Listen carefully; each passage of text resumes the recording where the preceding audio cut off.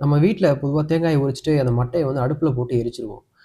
ஆனா, அந்த அடுப்புல போட்டு எரிக்கக்கூடிய மட்டை இந்தியாலேருந்து கிட்டத்தட்ட 4000 கோடிக்கும் அதிகமா வியாபாரம் ஆயிட்டு இருக்கு.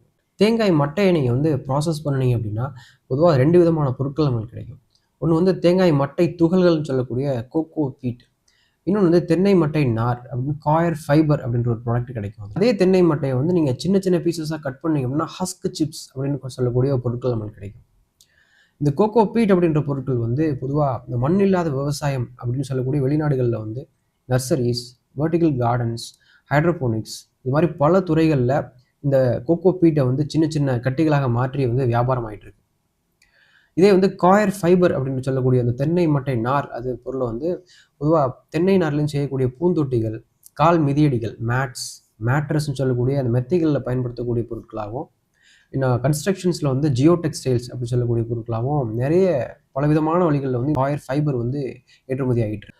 இந்த தென்னை மட்டை இந்த ஒரு பொருள்ல இருந்து உலகம் முழுக்க பல நாடுகள்ல இருந்து பல 1000 கோடிகளுக்கு வியாபாரம் ஆயிட்டு இருக்கு. இந்த ஒரு தென்னை மட்டையிலிருந்து மட்டுமே உங்களுக்கு வந்து பல 100 வகையான பொருட்கள தயாரிக்க முடியும். இந்த தென்னை மட்டையிலிருந்து இன்னும் என்ன மாரியான புதுமையான பொருட்கள வந்து செய்றாங்க அப்படின்றத நான் அடுத்தடுத்து வரக்கூடிய வீடியோவுல நான் சொல்றேன்.